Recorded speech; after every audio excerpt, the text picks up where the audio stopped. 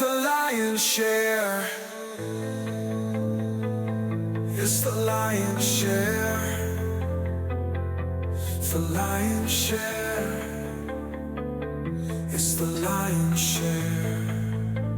Welcome back. Welcome into the Lion's Share. The final practice is in the books for training camp for 2026 for the Detroit Lions. That means just one more preseason game separates us from NFL regular season action. Just, what is it, Tommy? 16, 15 days away. We're just about to the 2 week part. Of course, Wednesday, which was yesterday, was the 2 week mark for the NFL opener on Wednesday night. And then we have Thursday, and then the Lions and the Saints on Sunday. But it's Lions and Colts coming up this Saturday, and to close us out, and we're here to talk about all of that. And of course, we've got to talk about these new rivalry jerseys that have swept the nation. 8 teams, I believe. 8 teams, the North and the NFC South, or AFC South, correct me there, with the rivalry jerseys this season. Down a member today. Mitch, we miss you. Mufasa, as I should say. He will be back in time, though, folks. Don't you worry. Just Papa B and me today to close out the training camp for the Lions here. So we'll talk about the injuries that have popped up. We'll talk about a preview for the Colts here, and we will look ahead to the NFL season as well as look at those jerseys. So, Papa B, without further ado, welcome back, my friend. Thanks for being here. You've got the Saints, or no, sorry, excuse me. You've got the Colts. You were wearing the Saints. We did a switch. You've got the Colts on, looking pretty crispy. I had mentioned previously in the green room that I thought I was across from Phil Rivers with how crispy that hat looked on you. Hey, no cuss words here today, then. This is a PG. They just call it PG. We don't even need to be 13 here. This is going to be family friendly today. Golly G. And golly G. And fitting, because I've been meaning to ask you when I had your ear, and what better time than right now. Have you noticed that one Mufasa, he's dropped several of those F-bombs in his podcast career. Seems like, though, those little ears have developed, and perhaps the F-bombs have found a way out or in. He's not cussing as much anymore. Are you reeling it in? I mean, just keep that in your mind as an observation for you to go with forward. And remember that I said that, because I think you're going to start noticing that, folks. I'm going to try to bait some out of him then. It's that, or perhaps maybe just calm vibes here in the preseason, regular season, some tough losses under the belt, which we hope aren't many. There aren't many of those, but maybe that's what will bring it right back to us, because I kind of miss it. I mean, I agree, but he's full father mode. He's the only papa of us all, even though the title says different. It does. It sure does. Right. Yes, and, speaking of the titles, you can see those titles, and you can see our faces. Every episode is on YouTube and Spotify video. Still working on that Apple video. Tommy's working on that, though. Don't worry. Papa B, I believe you were playing paintball during the Lions-Commanders preseason game, so I don't know how much you got to see of that. Mitch and I were taking it in.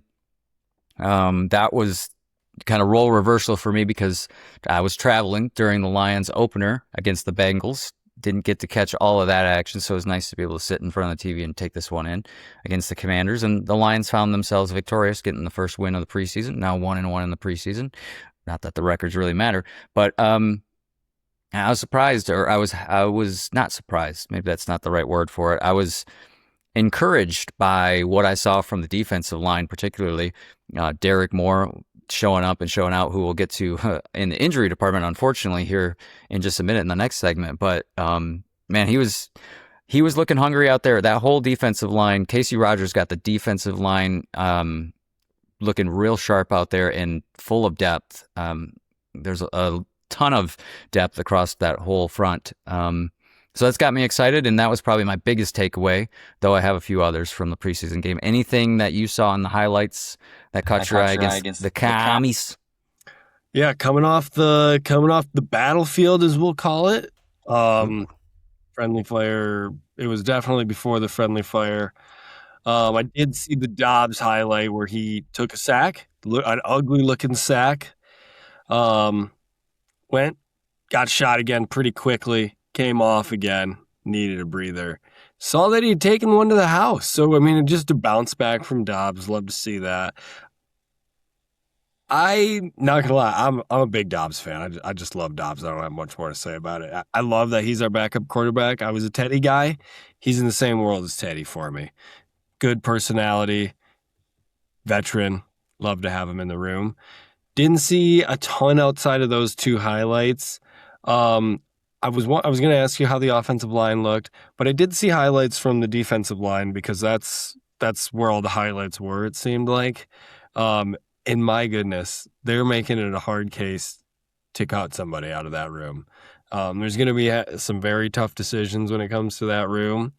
And hopefully, just hopefully, they can eat up some quarterbacks, force them out of the pocket, and just help that cornerback room until we can either get an answer back there or some health. One of the two. Yeah, absolutely. You hit a lot of parts there, so let's try to break that down. We'll start with the pastronaut. You love yourself some pastronaut there by the sounds of it, and knew you had that bias coming into it. So let's start there. Yeah, it was a little rough start for kind of the offensive line as well as the quarterback play there for both the quarterbacks, really. But Dobbs got the start and had his troubles early, but did have that bounce back run, which was well needed for his stat sheet. If you were Dan and Brad, and we talked about this in the last episode, but if you're looking at the 53-man roster, which will be down to officially Sunday at 6 p.m., are you circling Altmaier and keeping him on the squad, or are you gonna put a scratch on him and let him test the waters with waivers and hopefully bring back to the practice squad? I think that's going to come down to the trenches. I think it's really going to dictate it because I don't think, no offense to Altmaier here, this is no disrespect, don't believe he's going to get picked up. What I would assume Brad and Dan and the rest of the team would think is that a defensive end or a cornerback or an offensive lineman, those are the types of guys that are going to get picked up, not a second, third string quarterback. Those are decided, unless you're a name and you have tape and you've proven it, those are the guys that might get picked up. Outside of that, though, I think he has a better shot of making the practice squad, making it through waivers, than somebody else might. But it's really going to come down to the offensive and defensive line. How many is the offensive line going to keep? That's always a question. How many guys are they truly going to dress? I mean, with so many injuries in that room, you got to take more than you anticipate sometimes. And then the defensive line, like we just said, just a competitive room all in all. So somebody's going to force a hand to keep them. Not a bad problem to have, of course, right? Never going to complain about that. I don't know if you caught the quote. I think it was Dan today said, or I saw an article about this, that they're going to have some tough decisions, and there's going to have some guys that are going to get cut and get signed, or I guess picked up off of waivers real fast come Sunday night. And that's just kind of the depth that you speak of, especially on that defensive line. I think if you read between the lines, that's what he's speaking on. Is there's some depth pieces that they're going to lose, and other teams are going to be glad to have. And it's not a bad problem to have. Too much crop there in some of these positions, and where do you value those positions more? Does a third quarterback strike you, or do you feel like you need to beef up the trenches like you mentioned? So we'll see. I would say I would see Dan and Brad risking it, letting him go to waivers. That is Luke Altmaier, and ultimately try to bring him back through the practice squad. I think they're probably willing to take that risk, but I will say, Dobbs is. He's not a sure lock either. It seemingly he is because of his presence here before, his presence around the league, and his connection with Petzing. They've coached, had that dynamic before, so it seems like all signs point to that. But you never know. Anyway, defensively, let's go to offensive line. I'm getting off track here. Offensive line, you asked about that. Again, didn't see a ton of the Bengals game, so I can't compare it to that necessarily, but I was happy with what the offensive line did. I think there were some miscommunications a couple of times, some penalties that Dan was probably ripping his hair out at because just procedural things that just no excuse for. I think we have a pretty clear picture between the offensive line and the defensive line about some of these guys now. As far as roster positions, I think your boy Andrew, it's going to hurt probably, or maybe not, but Colby Sorsdal, he's his time. He's had long enough of a leash. I think he's gone for sure. Melvin Priestley. I'm not sure if it's Presley or Priestley. I'm assuming it's Presley, but he, decent, but probably going to get cut. Of course, Michael Neese, the backup center there. Question marks around him, although Seth McLaughlin also questions around him. There was an injury there as well. So you got to imagine they're going to keep Frazier as a developmental piece. He's a fringe guy, but I think they'd keep him. And, your starters are set, and then you've got some depth pieces with the guys that you brought in with Juice Scruggs and Barome and a few others. But yeah, Colby, we're not going to look back fondly on that draft pick.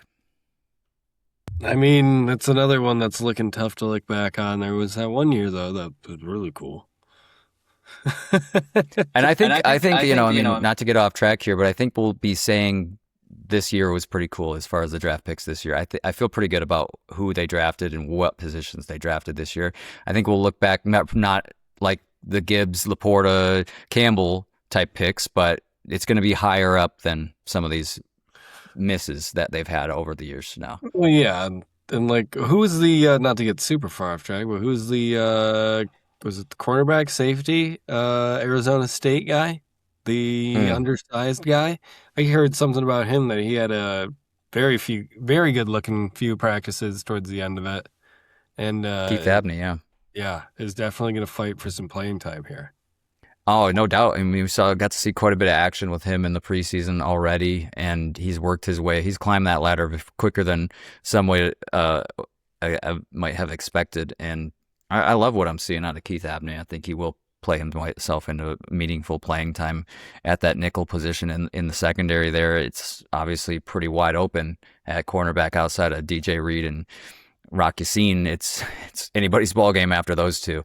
And today we'll get to the injuries, but I saw an injury popped up for Christian Izien. So and some of these guys, they may play more at the safety role, but Roger McCreary also, I think, banged up too. So it's just so many little injuries, it seems like, that are just leaving things in the balance for certainly the start of the season. I'm hopeful that mid-season we'll have all of this ironed out, but start of the season might be a lot of in and out for some of these guys.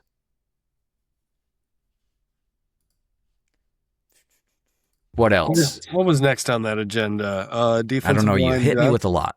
We did. You basically covered the defensive line. Oh, I did want to go back to Blake Miller. Really, really happy with what we've seen out of Blake Miller. I think if I could use one word to describe his play, especially in the Commanders game, mature. Just no frills, just does his job type of guy, and I think ahead of schedule. Really? Okay. Yeah. I like that. Yeah, I feel pretty good about his position there at right tackle, and having Sewell over at the left tackle. I think we'll be content or maybe happy with those positions quicker than anyone would have expected. I think Sewell's going to make that transition well, and I think Blake Miller's going to step into this league and not have we've got some thoughts from Winston. And we're not going to have any issues with Blake Miller. Well, what's going on, buddy? He's quiet now. Tommy, cut that. Yeah, I mean, yes, I like that you say that, and I'm really hoping that all that comes to fruition. What worries me is that, a single position on the offensive line can do well, but usually if anybody struggles on the offensive line, it's just sour grapes for the rest of the squad. So it's more of a position than a line than a position. But the all eyes are going to come down this center. I mean, who is the center?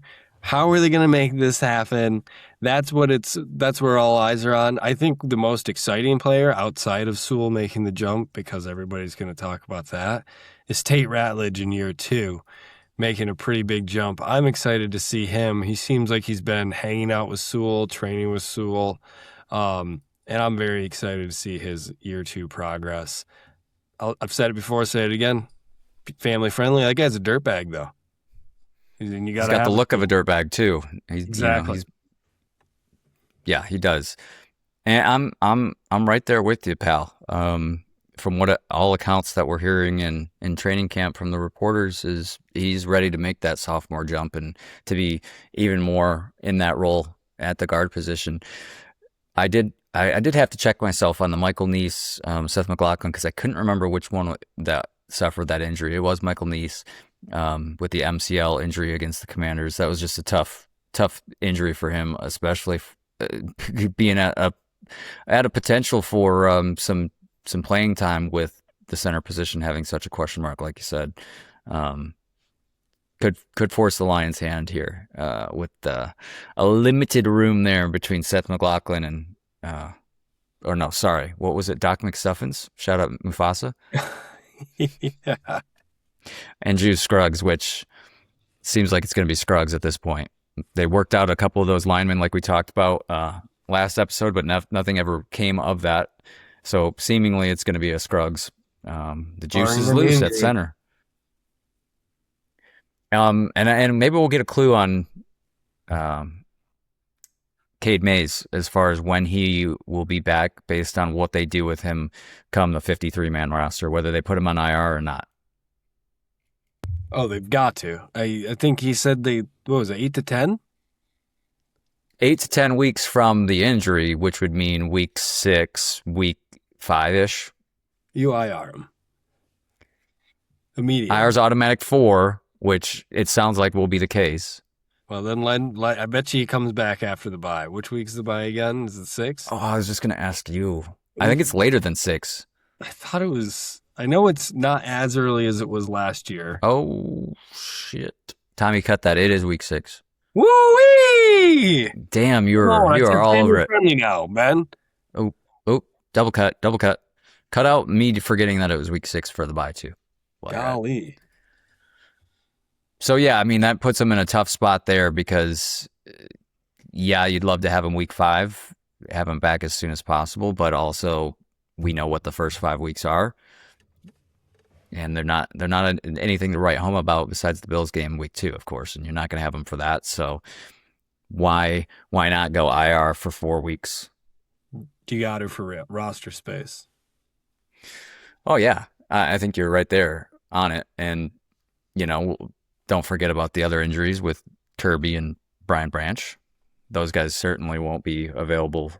And at this point, I mean, Kirby's really gone quiet, where he's still not in the building, and he's still dealing with that personal issue, according to Dan. So, feeling more and more likely that we have seen Kirby Joseph play last year, which is a shame.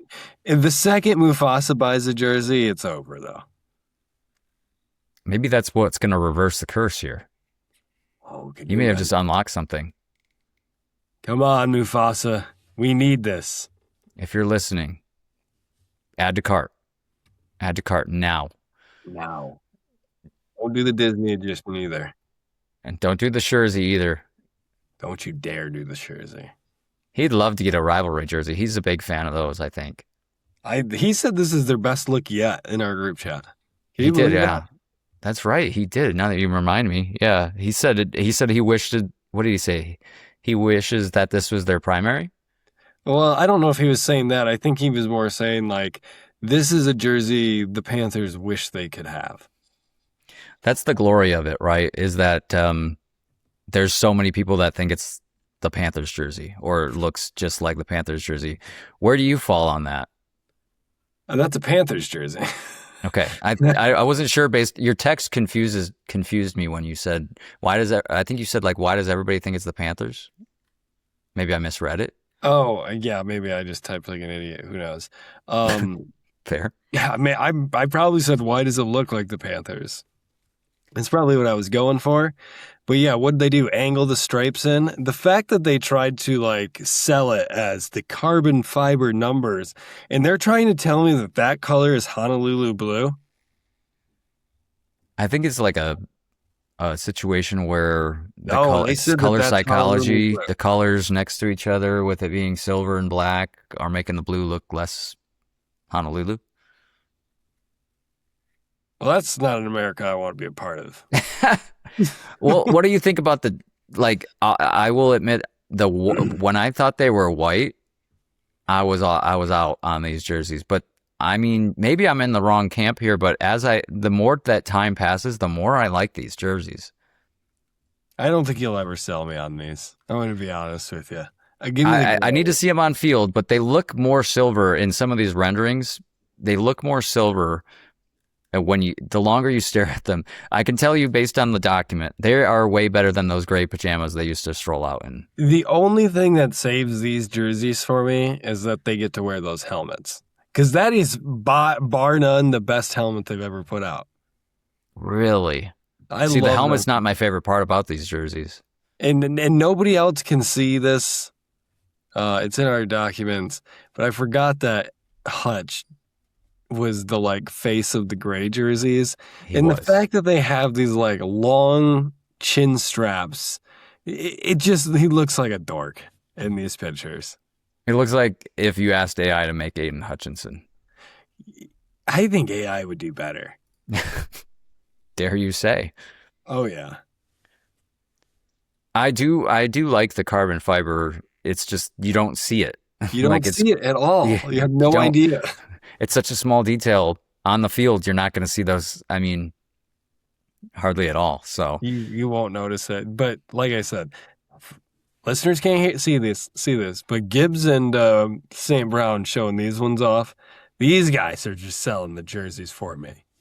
Flashy. Got the shields or the visors. Yep. Got the visors on the face mask. It's a much swaggier look, for lack of a better term. That's it. Yeah, I do have a gripe with the fact that there are these NFL rivalry jerseys, and it's just a Nike-fication. I think that's a term that's being thrown out there, Nike-fication of jerseys. Like you think about the NBA, and there's just so many NBA jerseys, and I don't like it. And maybe I'm wrong for thinking that, but it just doesn't seem necessary to me, and it's watering down the main product, I guess, the primaries. I would agree. It's like NASCAR now. Like for anybody that watches New paint NASCAR, job. What? New paint job. Well, there's not a single sponsor that really sponsors every single race really anymore. So every week they're driving a different car. So it's hard to create a brand when your look is different every week. And now it's not to that extreme in the NFL, but it's trending that way, right? So we slowly get more and more, and as Nike tries to sell more jerseys, that's ultimately the goal right here is to get more people to buy product. So I don't like the direction that it's heading, but these jerseys, they're okay in my book. Shifting gears back to the preseason game, I really got to give a shout out to the defense. I highlighted the defensive line, and I'm just so excited about all that's going to come from that defensive line. But the defense as a whole was really looking good. They allowed just 57 yards in the first half, and that's incredible. And I'm optimistic. I've been saying this for like 3 years now, 2 years at least, that this defense is going to finally make that climb into a top 10 defense. I think we might be we might be just looking at a defense that can finally do that with this defense led by Oh, Calvin me Shepard, too.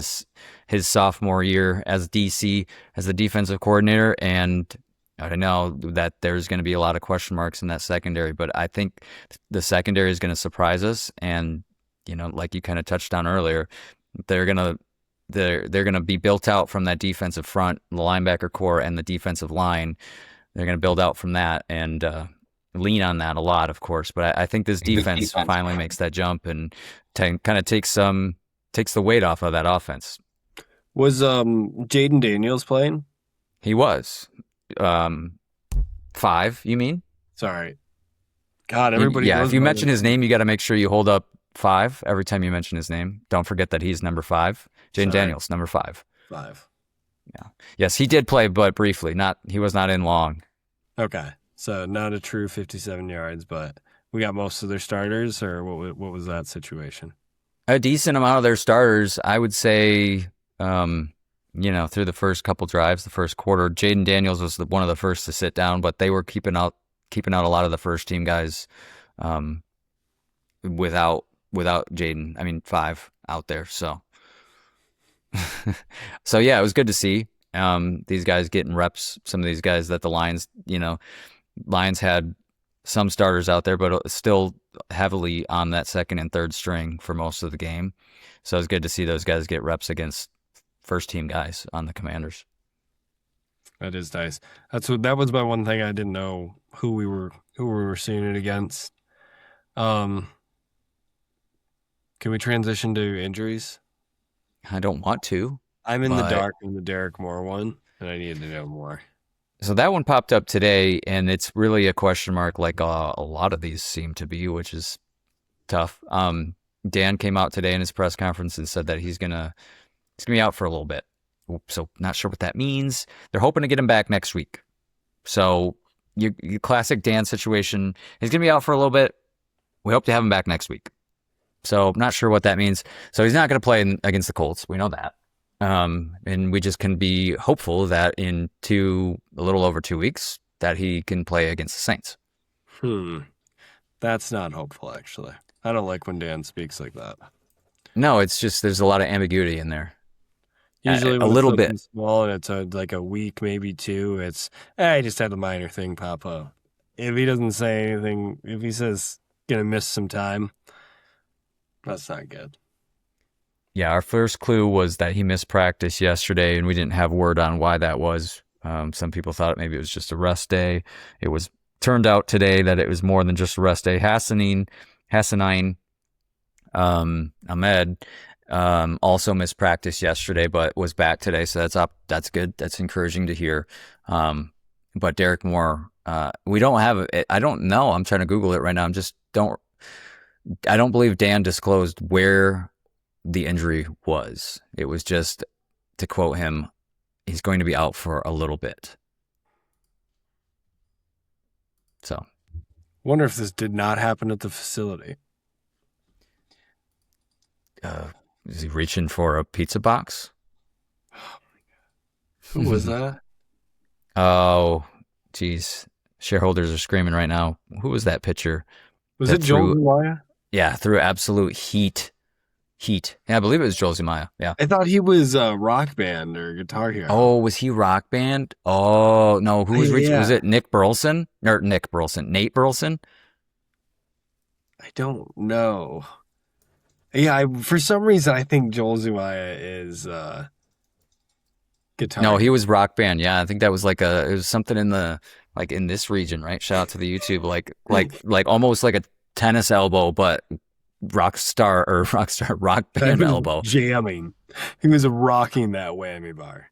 I guess. I mean, can't blame him. Great game. Great time for gaming right there. There were so many games out at that point, and that was just one of them. That was incredible. Halo, Call of Duty, you name it.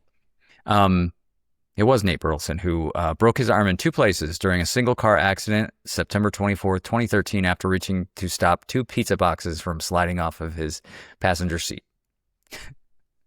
Who was that? And that was Nate Burleson. Oh, gosh. Tough look. Yep.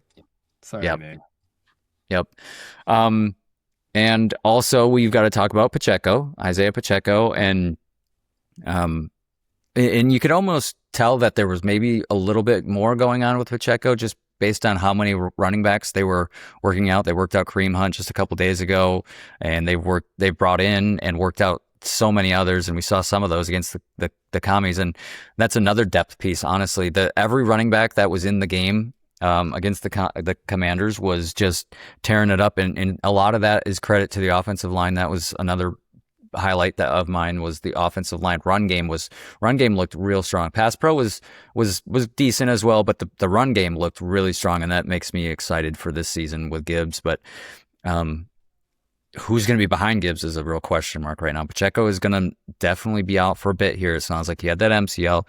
He was already in question for game one, and now he's got a back injury, which we don't know the severity of it, where it is. So they worked out Kareem Hunt, I think yesterday or the day before.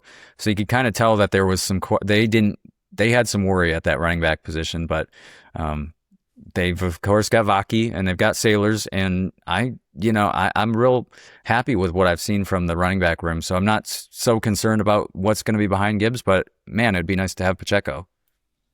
Yeah, Pacheco obviously is who you want. Just watching him run, he runs with authority. It's scary. And you don't even need him to do it often with what it sounds like they're going to give workload-wise to Gibbs. But yeah, I wouldn't be mad about Sailors at all. He's looked very competent. He's been in the system for 3-4 years now. It feels like he's been there a while. Vaki, I'm less confident in. I don't think he can see anymore. But, he's a special teams stud apparently to Dan. So yeah, I'm not worried about him either really in that world. Did I say Michael Sailors earlier? I have no idea. I don't think so.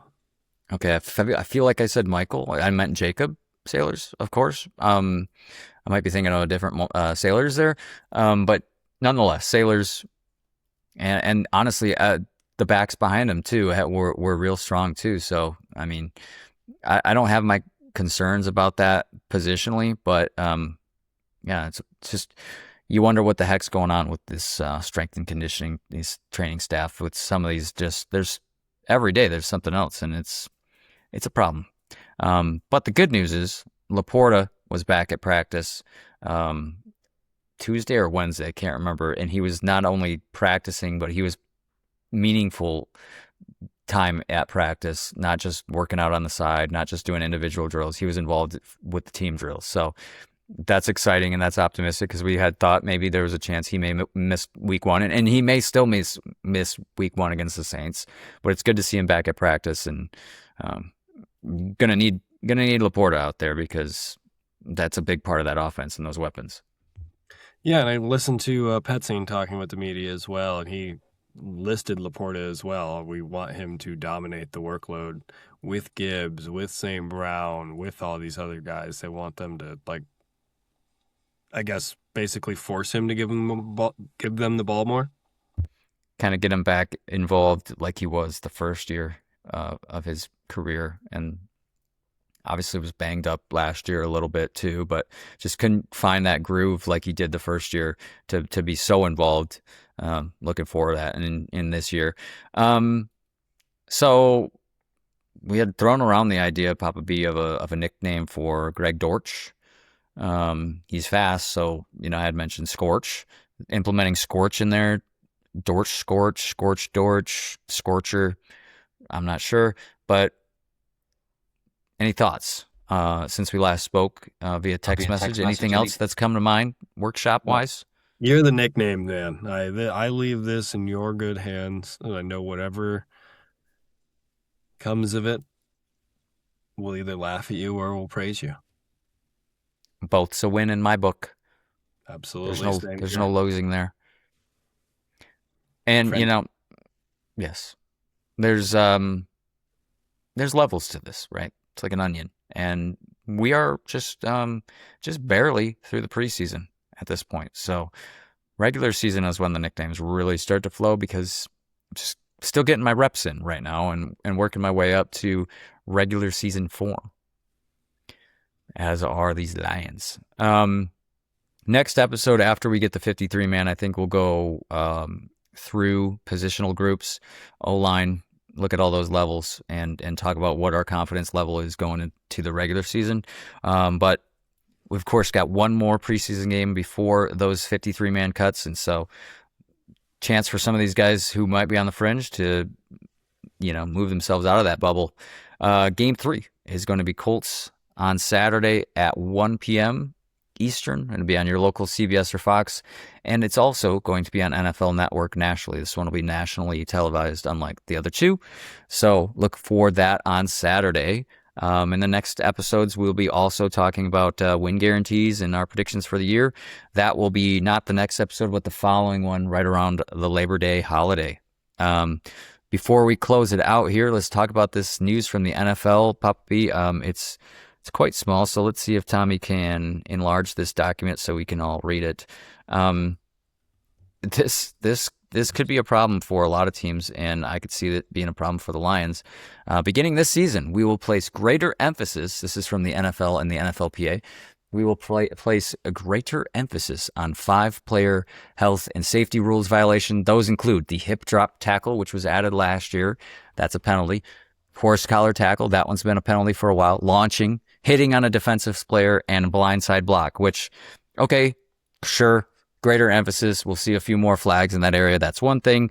But here's what concerns me is the line after it. Players who commit 3 offenses, or 3 offenses, I should say, in any of these categories during a season will be suspended for 1 game.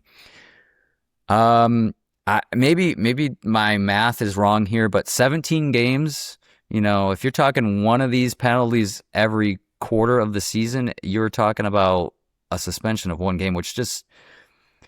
And maybe there's an appeal to this. There's probably an appeal system to this, so I don't think it's 3 strikes, you're out guaranteed. They'll probably look at some of these and go, okay, hey, that wasn't really a horse collar. That really wasn't a hip drop.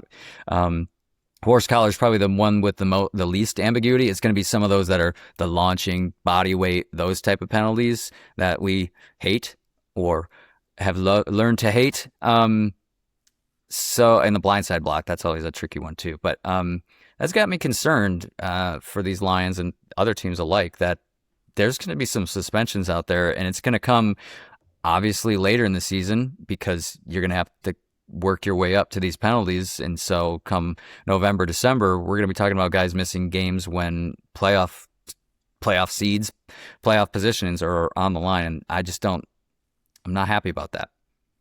Yeah, it's very interesting to say the least, especially with penalties that notoriously can go either way, and it's subjective to whoever's going to call it. So that's sweet to hear. But in other news, we're going to find out the Rasheed Wallaces of the world. So that's cool. And that's it's funny that you bring that up. And I would probably have less of a gripe with this if it were those types of penalties where it's like, okay, it's the unsportsmanlike penalties, throwing the ball at another player and you get 3, a couple of those and it's a suspension. I could see that, but you're right. The subjectivity of these penalties, that's what this is going to get money, and it's not going to sit right with a lot of people, myself included. Got to get right with Christ, bruh. Last thing before we get you out of here, shout out Phillip Rivers. You really did channel that Phil Rivers right there, didn't you? That was dog. The bounty. You're right. What a legend. I'm going to Google this real quick because I want to make sure that I've got this right, but Lions maybe won't have to be going up against Josh Jacobs by the sounds of it. I don't know if you read anything about this, but he's been in these legal troubles, and we got some developments on that today. He was charged with misdemeanor battery, criminal damage to property. I believe 5 counts, 5 misdemeanor counts. Yeah, not good for him. Not good for one Joshua Cordell Jacobs. As I look at the criminal documents here, this is all real. Late breaking news. We knew he was in legal trouble, but now the charges are officially come out. So we'll see. That could be a TA situation. It could be a commissioner's exempt list situation. More to come on that. But Packers fan will be reeling if that's the case. If there is anything that comes down from that. Bummer for those guys, huh? Absolutely. Would hate to be in that position. Would hate to be Would hate to be. Thank you, shareholders, for being here throughout the preseason. We appreciate your support in the off-season, preseason here. As we approach the regular season, our episodes will go back into their usual formats that you know and love, with some new things. Of course, every year we evolve, bring some new things to the table for you all, shareholders. We do it for you. We really do. So we're looking forward to the regular season. Well, those walkthrough Wednesdays and the Sunday recaps, or maybe a different day depending on when the Lions play. So appreciate it. Thanks for being here. Shout out the shareholders. And you can always watch every episode on YouTube.